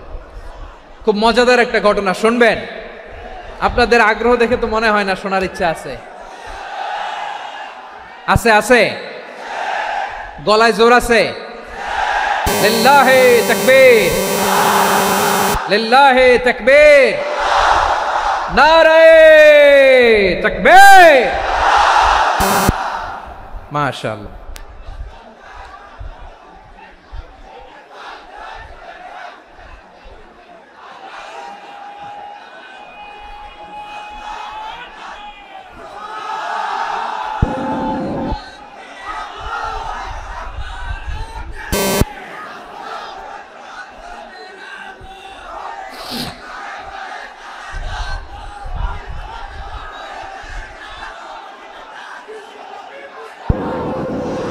মাশাআল্লাহ মাশাআল্লাহ। থামুন থামুন আমার ভাইরা, বিশ্বনবীর বয়স তখন প্রায় 51 বছর। কত বছর? বিশ্বনবীর সবচেয়ে কাছের মানুষ খাদিজা রাদিয়াল্লাহু তাআলা আনহা ইন্তেকাল করেছেন। বিশ্বনবী বড্ড কষ্ট পেলেন, হৃদয়টা ভেঙে খান খান। যিনি ঘরের ভেতরে বিশ্বনবীকে সান্ত্বনা দিতেন, ভালোবাসা দিতেন, বাইরে গেলে কুরাইশরা বকাঝকা করে, অত্যাচার করে, কিন্তু আম্মাজান খাদিজা রাদিয়াল্লাহু তাআলা আনহা ঘরটারে এমন শান্তির নীড় বানায় রেখেছেন, এই ঘরের ভিতরে ঢুকলে বিশ্বনবীর কলিজাটা ঠান্ডা হয়ে যেত। এজন্য রব্বুল আলামিন বলেন, খাদিজা, ও আমার বান্দি খাদিজা, জান্নাতে এমন স্পেশাল একটা ঘর আমি তোমার জন্য রেডি করে রেখেছি। ওই ঘরের মধ্যে কোনো আওয়াজ নাই, ওই ঘরের মধ্যে কোনো নয়েজ নাই, ওই ঘরে কোনো বিশৃঙ্খলা নাই। কারণ মক্কার জমিনে আমার নবী কুরাইশদের বিশৃঙ্খলা, নয়েজ আর ঝামেলাগুলোকে উপেক্ষা করে যখন তোমার ঘরের ভিতরে ঢুকতো, ঘরটারে তুমি শান্তির নীড়, ঠান্ডা, নীরব, নিস্তব্ধ, নিঝুম আর শান্তির নীড় বানিয়ে রেখেছ। এজন্য জান্নাতে স্পেশাল একটা শান্তির নীড় আমি তোমারে উপহার দেব। ওই প্রিয়তমা স্ত্রী খাদিজা ইন্তেকাল করলেন, বিশ্বনবীর হৃদয় ভেঙে খান খান। আবার ওনার চাচা আবু তালেব ইন্তেকাল করলেন, যিনি পলিটিক্যাল শেল্টার দিতেন নবীকে। কে দিতেন? আবু তালেবের ভয়ে, বিশ্বনবীর এই চাচার ভয়ে কোনো মুশরিক নবীর গায়ে হাত দেওয়ার সাহস পায় নাই। এখন স্ত্রীও নাই, চাচাও নাই, নবীকে আশ্রয় দেওয়ার কেউ নাই, নবীর চারদিকে অন্ধকার। নবী এখন কই যাবেন? আমার পেয়ারা নবী নতুন স্টেশন খুঁজতেছেন, নতুন দাওয়াতি প্ল্যাটফর্ম খুঁজতেছেন। তিনি যায়েদ বিন হারেসা রাদিয়াল্লাহু তাআলা আনহুকে নিয়ে মক্কার পাশের একটা নেইবরিং সিটি তায়েফে চলে গেলেন। কোথায় চলে গেলেন? লালমনিরহাটের ভাইয়ের আওয়াজ করে বলেন, কোথায় গেলেন? তায়েফে চলে গেলেন দিনের দাওয়াত দেওয়ার জন্য। কি দেওয়ার জন্য? নাকি জমি কিনতে গেছিলেন? জমি কিনতে, দুনিয়ার যশ খ্যাতির জন্য, নিজের কোনো লাভের জন্য? তায়েফবাসীদেরকে জাহান্নামের আগুন থেকে বাঁচানোর জন্য। আওয়াজ করে বলতে হবে, ঠিক কিনা? বিশ্বনবী বিশাল মরুপথ, পাহাড়ি পথ পাড়ি দিয়ে তায়েফের মরুজমিনে গেলেন কোরআনের দাওয়াত নিয়ে, ইমানের দাওয়াত নিয়ে। কিন্তু তায়েফের লোকেরা বিশ্বনবীর দাওয়াতকে শুধু প্রত্যাখ্যান করেই থামে নাই, তারা বিশ্বনবীর সাথে অত্যন্ত খারাপ আচরণ করেছে, বিশ্বনবীকে শারীরিকভাবে হেনস্থা করেছে, আমার নবীকে শারীরিকভাবে অত্যাচার করেছে, আমার পেয়ারা নবীর গায়ে পাথর মেরেছে, বিশ্বনবীর গা বেয়ে ঝরঝর করে রক্ত ঝরেছে, নবী জামিনের মধ্যে লুটিয়ে পড়েছেন, আবার মেরেছে, আবার নবী হাঁটতে শুরু করলেন, পেছন থেকে আবার মেরেছে, আবার নবী রক্তাক্ত হয়ে জামিনের মধ্যে লুটিয়ে পড়লেন, আবার মেরেছে। বিশ্বনবীর মতো এত সুশ্রী মানব, বিশ্বনবীর মতো এত শুভ্র মানব, বিশ্বনবীর মতো এমন চমৎকার দেহাবয়ব দিয়ে রব্বুল আলামিন কাউকে বানান নাই। এরকম চমৎকার মানুষটাকে তারা তায়েফের ওই জমিনে রক্তাক্ত করেছে। বিশ্বনবী দুনিয়ার কোনো স্বার্থের জন্য সেখানে যান নাই, নিজের কোনো লাভের জন্য, প্রাপ্তির জন্য যান নাই, তায়েফবাসীদের জাহান্নামের আগুন থেকে বাঁচাতে গিয়েছেন। ঠিক কিনা বলেন? খেয়ে না খেয়ে দিন প্রচারের কাজে নিজেকে দিয়েছ বিলিয়ে, তাই ফের কাফিরেরা চিনল না সে আলো, দুষ্ট ছেলেদের পিছু দিল লেলিয়ে। পাথরের আঘাতে ক্ষত বিক্ষত হয়ে সারা শরীর থেকে রক্ত ঝরে, হে রাসূল তোমাকে ভুলি আমি কেমন করে, হে রাসূল তোমাকে ভুলি আমি কেমন করে। পারেন না আপনারা? ধরুন আমার সাথে, হাজার ব্যথা বেদনার পরে ফিরে আসনি তুমি আপন ঘরে, দিনের আলো তুমি ছড়িয়ে দিতে, চলে গেলে মদিনায় মক্কা ছেড়ে, হে রাসূল তোমাকে ভুলি আমি কেমন করে, হে রাসূল তোমাকে ভুলি আমি কেমন করে। ঠিক কিনা বলে? প্রিয় ভাইরা, তাইফের ছেলেরা নবীকে রক্তাক্ত করলো। আমার নবী কই যাবে? কই যাবে? মক্কায় জায়গা নাই, তাইফে জায়গা নাই। তাইফ থেকে ভারাক্রান্ত মন নিয়ে আমার নবী মক্কায় ফিরে আসলেন। বিশ্ব নবী মক্কায় ঢুকতে পারেন না। মক্কার মরুভূমির দিকে তাকিয়ে, উপত্যকার দিকে তাকিয়ে বিশ্বনবী ধা ধা করে কাঁদেন, ঝরঝর করে। নবীর চেহারা মোবারক থেকে চোখের পানিগুলো বেয়ে বেয়ে পড়ে। আমার জন্মস্থান, আমার শৈশব, কৈশোর, যৌবন কেটেছে এই মক্কায়, আমার এলাকায় আমি ঢুকতে পারি না। বিশ্বনবী মক্কার অনতি দূরে দাঁড়িয়ে জায়েদকে পাঠালেন, জায়েদ যাও দেখো কেউ আমাকে সাপোর্ট করার মতো আছে কিনা, যাও অমুকের কাছে যাও। জায়েদ গেলেন, তারাও প্রত্যাখ্যান করে ফিরিয়ে দেয়। বিশ্বনবী বললেন যাও অমুক লোকের কাছে যাও, তিনিও প্রত্যাখ্যান করে ফিরিয়ে দিলেন। কেউ বিশ্বনবীকে আশ্রয় দিতে রাজি হয় না। নিজ জন্মভূমিতে বিতাড়িত বিশ্বনবী, সর্বশেষ বিশ্বনবী বললেন যাও মুতঈম ইবনে আদির ঘরে যাও। মুতঈম ইবনে আদি মুশরিক, তার কাছে যাও। গেলেন, মুতঈম ইবনে আদি রাজি হয়ে গেল। সুবহানাল্লাহ বলেন। দেখেন, অনেক বিপদের সময়ও আমি নিজে সাক্ষী, সামাজিকভাবে রাজনৈতিকভাবে কত ঝঞ্ঝা, কত ষড়যন্ত্র, কত কনস্পাইরেসি পাড়ি দিয়ে আমাদেরকে সামনে এগিয়ে যেতে হয়। এই শত্রুদের ভেতরেও একজনকে দাঁড় করিয়ে দেয় যে আল্লাহর কোরআনের জন্য রেডি হয়ে যায়। পড়েন সুবহানাল্লাহ। মুতঈম ইবনে আদি, আল্লাহ তার মনকে নরম করে দিলেন। মুতঈম বলে, মুহাম্মদ আমি তোমাকে আশ্রয় দিব। তার দুই ছেলেকে পাঠালেন, যাও খোলা তলোয়ার নিয়ে, স্কট দিয়ে, গার্ড অফ অনার দিয়ে মুহাম্মদকে মক্কায় ঢুকাও, আর বলো আমি আমান দেব। আমান কি দিব? আমান মানে সিকিউরিটি, নিরাপত্তা। সিকিউরিটি ছাড়া, আমান দেওয়া ছাড়া কেউ থাকতে পারতো না মক্কায়। দুই ছেলে বিষ্ণু ইসা ইসলামকে নিয়ে আসলো। নবী কাবার চারদিকে তাওয়াফ করলেন, নামাজ পড়লেন। আবু জাহেল, উতবা, শাইবা, ওয়ালিদ ইবনে মুগীরা সবাই দেখে, কেউ কিছু করতে পারে না। কারণ মুতঈম ইবনে আদি ঘোষণা দিয়েছেন আমি মুহাম্মদকে আমান দিয়েছি, মুহাম্মদের গায়ে যেন কেউ স্পর্শ না করে। আওয়াজ করে পড়েন সুবহানাল্লাহ। নবীর এই বিপদকালে মুহূর্তে মুতঈমের হৃদয়টারে নরম করে দিল কে? আচ্ছা, লালমনিরহাটের ভাইয়েরা বলেন, এই মুতঈম কি মুসলিম ছিল না মুশরিক? সবাই বলতে হবে মুসলিম না মুশরিক? তাহলে মুশরিকের কাছ থেকে নবী পলিটিক্যাল অ্যাসাইলাম, আধুনিক রাষ্ট্রবিজ্ঞানের ভাষায় পলিটিক্যাল অ্যাসাইলাম, যেটাকে বলে রাজনৈতিক আশ্রয়, ওনার আমান বা নিরাপত্তার এই ঘোষণায় তিনি মক্কায় ঢুকলেন। যতদিন নিরাপত্তা ছিল ছিলেন। মুতঈম যখন মারা গেল, বিষ্ণু ইসলাম হিজরত করে মদিনায় চলে গেলেন। সুবহানাল্লাহ। কিন্তু মুতঈম যে বিশ্বনবীর উপকার করছে এটা বিশ্বনবী ভুলে নাই। আমাদের অনেকে আছে উপকার করার পরে আর খেয়াল থাকে না, খাওয়ার পরে গলা দিয়ে নামলে আর খেয়াল থাকে না। এরকম আছে না নাই? আমার নবী ভুলে নাই। বদরের প্রান্তরে 70 জন কাফেরকে যখন বন্দী করে বিশ্বনবীর সামনে হাঁটু গেড়ে দাঁড় করানো হলো, বসানো হলো, 70 জন কাফের। কয়জন? বিশ্বনবী তাদের দিকে তাকিয়ে বললেন, সহিহ বুখারীর বর্ণনা, লাউ কানাল মুতঈম ইবনে আদি হাইয়ান সুম্মা কাল্লামানি হাউলাইন নাতনা লা তারাকতুহুম লাহু। বদরের প্রান্তরে 70 জন বন্দী কাফিরের দিকে তাকিয়ে আমার নবী বললেন, আজকে মুতঈম ইবনে আদি যদি বেঁচে থাকতো আর তোমাদের 70 জনের ব্যাপারে যদি মোতেআম এক বাক্যে একটা সুপারিশ করত, তার সম্মানে আজকে তোদের সবাইরে আমি মাফ করে দিতাম। সুবহানাল্লাহ নাই? ওই যে চিল্লাচিল্লি যে কথা বোঝে নাই, কোন জিনিস মিস করছে ওরা নিজেরাও বোঝে নাই। বিশ্বনবী মোতেআমের এই সাহায্যের কথা বলে নাই। 70 জন মুশরিক হাঁটু গেড়ে বসা, নবী চাইলে এখনই এক্সিকিউশন অর্ডার দিতে পারে। তিনি বললেন, আজকে যদি মোতেআম বেঁচে থাকতো আর মোতেম যদি তোদের জন্য সুপারিশ করতে, এই আবর্জনাগুলোর ব্যাপারে সুপারিশ করতে, আমি মুহূর্তেই তোদেরকে এমনি মাফ করে দিতাম।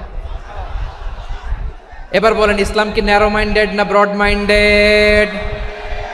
শুধু তাই নয়, যাকে যে সম্মান দেয়ার আমার নবী দিতেন, হোক আস্তিক হোক নাস্তিক, হোক মুসলিম হোক অমুসলিম। বিষ্ণু ইসলাম যখন রোমান সম্রাটের কাছে চিঠি লিখেছেন, আমার প্রিয় লালমনিরহাটের ভাইরা, অল্প কয়েক মিনিট কয়েকটা জরুরি কথা বলবো, এদিকে তাকান, এদিকে তাকান। রোমান সম্রাটের কাছে বিশ্বনবী যখন চিঠি লিখলেন মিন মুহাম্মদ রাসূলিল্লাহ ইলা হিরাকলা আযীমির রোম, মুহাম্মদের পক্ষ থেকে হিরাক্লিয়াসের কাছে, যিনি হচ্ছেন আযীমির রোম। এটা নবী নিজ থেকে বানায় লিখছেন, অতিরিক্ত সম্মান দিয়ে। কোন রাষ্ট্রপ্রধান যখন আসে তাদেরকে আমরা কি বলি জানেন? তার নামের শেষে HE এটা লিখতে হয়, H.E. মানে হিজ এক্সেলেন্সি। কি লেখে? হিজ এক্সেলেন্টি, অথবা ইউর হাইনেস, ইউর ম্যাজেস্টি। দেখেন, বিশ্বনবী সাল্লাল্লাহু আলাইহি ওয়াসাল্লাম সব নবীদেরও নবী, তিনি একজন মুশরিক খ্রিস্টান সম্রাট রোমান সম্রাটের কাছে চিঠি লিখতে যায়, লিখতেছে ইলা হিরাকলা আযীমির রোম, হিরাক্লিয়াসের কাছে আমার চিঠি, যিনি রোমের আযীম, হিজ হাইনেস, মানে রোমের অনেক সম্মানিত এক বাহাদুর। আওয়াজ করে বলেন সুবহানাল্লাহ। তার মানে যাকে যে সম্মান দেয়ার এটা বিশ্বনবী দিতেন। এমনকি যেই ইহুদিরা ভালো ছিল, এই ইহুদিদেরও প্রশংসা করেছেন বিশ্বনবী মুহাম্মদুর রাসূলুল্লাহ সাল্লাল্লাহু আলাইহি ওয়াসাল্লাম। এক ইহুদির প্রশংসা করেছেন বিশ্বনবী। ইহুদির কার? আমি তো আমার ভাইয়ের প্রশংসা করি না, আমি তো এক আলেম আরেক আলেমরে স্পেস দেই না, আমি তো এক দায়ী আরেক দায়ীর সাথে বসতে চাই না। আমার নবী ইহুদির প্রশংসা করে। কার প্রশংসা? ওই ইহুদির নাম ছিল মুখাইরিক। সিরাত গ্রন্থ ঘাটলে পাবেন। তিনি বলেছেন, মুখাইরিক খাইরু ইয়াহুদ, Mukhayriq is the best of the Jews. জুইশদের মধ্যে সে সবচেয়ে ভালো। কেন প্রশংসা করলেন তার? এর কারণ মদিনা চার্টারে কথা ছিল সব ধর্মের মুসলিম, মুশরিক, ইহুদিরা মিলে মদিনাকে রক্ষা করবে। কিন্তু তৃতীয় হিজরিতে যখন উহুদের যুদ্ধ শুরু হলো, সবার কথা ছিল যেই আক্রমণ করে আমরা মদিনাকে বাঁচাবো। কোন শহরকে বাঁচাবো? মদিনাকে। কিন্তু কুরাইশরা যখন অ্যাটাক করলো, ইহুদিরা আর আসে না, ইহুদিরা আর বেরোয় না। বিষ্ণু বললেন, ওহে ইহুদিরা, তোমরা না চুক্তি করলে আমার সাথে যে মদিনা বাঁচাতে সবাই ঝাঁপিয়ে পড়বো, আসো। একটা ইহুদিও বেরোয় না, কেউ আসে নাই সেদিন, একজন ছাড়া। তার নাম মুখাইরেক। তার নাম কি? মুখাইরেক বাহাদুরের মতো ঘোড়সাওয়ার হয়ে বেরিয়ে গেলেন এবং বললেন, গোটা ইহুদি সাম্রাজ্যের একজনও যদি না আসে, আমি মুখাইরেককে কেউ ঘরে আটকে রাখতে পারবে না। বেরিয়ে আসলেন, এসে বললেন, আমি মুহাম্মদের পক্ষে যুদ্ধ করব। আমি মারা গেলে আমার সম্পদ আমার উত্তরাধিকারীরা পাবে না, আমার সম্পদ তোমরা মুহাম্মদকে দিয়ে দিবা। সুবহানাল্লাহ বলেন। উহুদের ময়দানে 70 জন মুসলমান শহীদ হলো। এই ইহুদি, সেও মুসলমানের পক্ষে যুদ্ধ করে নিহত হলো। সুবহানাল্লাহ বলেন।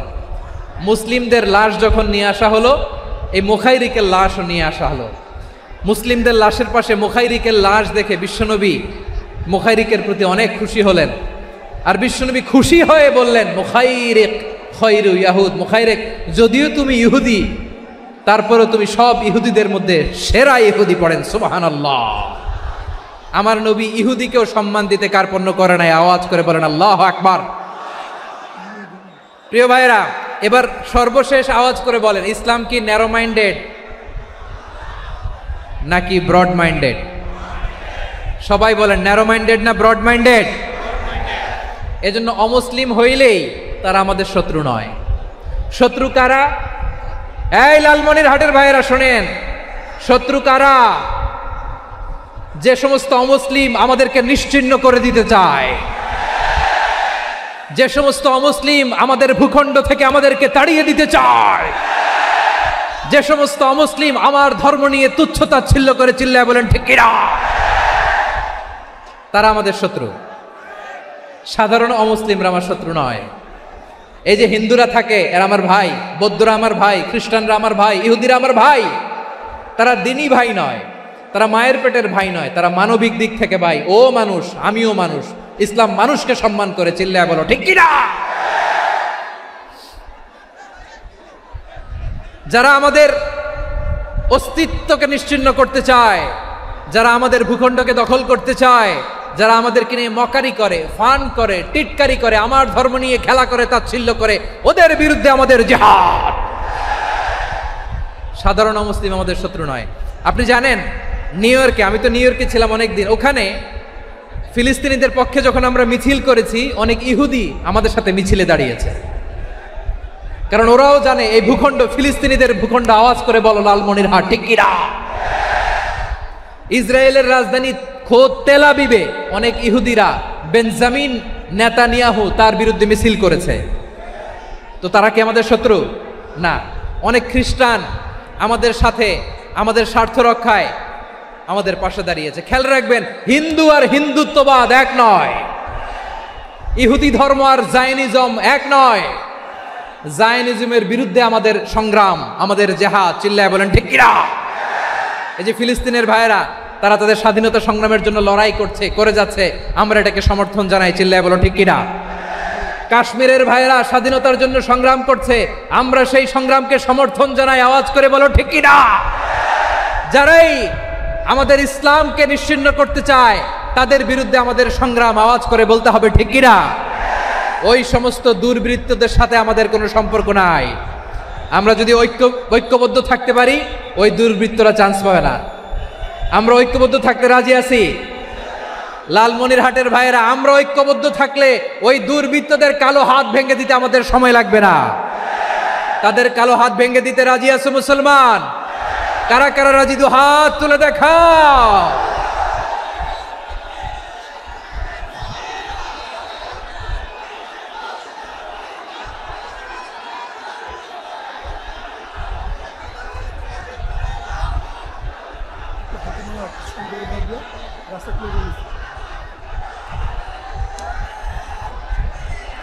আমার প্রাণ প্রিয় লালমনিরহাটের ভাইয়েরা, শত্রু কাফের আর অশত্রু কাফেরের মধ্যে পার্থক্য আছে না নাই? আবু তালেবও মুশরিক, আবু জাহেলও মুশরিক, কিন্তু দুই মুশরিকে পার্থক্য আছে না নাই? আবু তালেব নবীর চাচা, মুশরিক, মারা গিয়েছে মুশরিক অবস্থায়, কিন্তু আজীবন আমার নবীকে আগলে রেখেছে, আমার নবীকে সাপোর্ট করেছে, ভালোবেসেছে। আবু জাহেলও মুশরিক, মারা গিয়েছেও মুশরিক হিসেবে, আজীবন আমার নবীর বিরুদ্ধাচারণ করেছে। আবু জাহেলের শক্তি, সামর্থ্য, স্ট্র্যাটেজি, প্ল্যান সব আমার নবীর বিরুদ্ধে ছিল। এই আবু জাহেলের কারণে একটা দিন শান্তিতে আমার নবী মক্কায় ঘুমাতে পারে নাই, চিল্লায় বলেন ঠিক কিনা।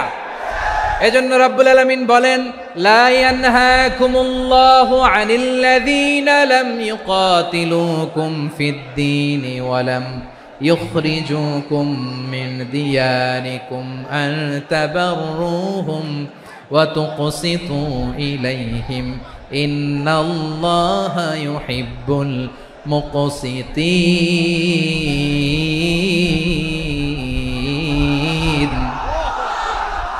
আল্লাহ বলে, গোলামেরা শোনো শোনো, যে সমস্ত অমুসলিম তোমাদের সাথে ধর্মযুদ্ধে লিপ্ত হয় না, তোমাদের বিরুদ্ধে যে সমস্ত অমুসলিম অস্ত্র ধরে না, যে সমস্ত অমুসলিম তোমাদেরকে তোমাদের জন্মস্থান থেকে, ভূখণ্ড থেকে তাড়িয়ে দেয় না, তাদের সাথে ভালো আচরণ করতে আমি আল্লাহ নিষেধ করি নাই।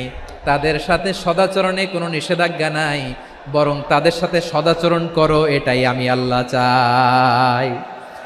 তাহলে আমার যে অমুসলিমরা আমাদের সাথে শত্রুতা করে না, তুচ্ছতাচ্ছিল্য করে না, আমাদের ভূমি থেকে আমাদেরকে উচ্ছেদ করতে চায় না, আমাদের বিরুদ্ধে অস্ত্র ধরে না, ওই অমুসলিম ভাইদের সাথে আমাদের কোনো দ্বন্দ্ব আছে?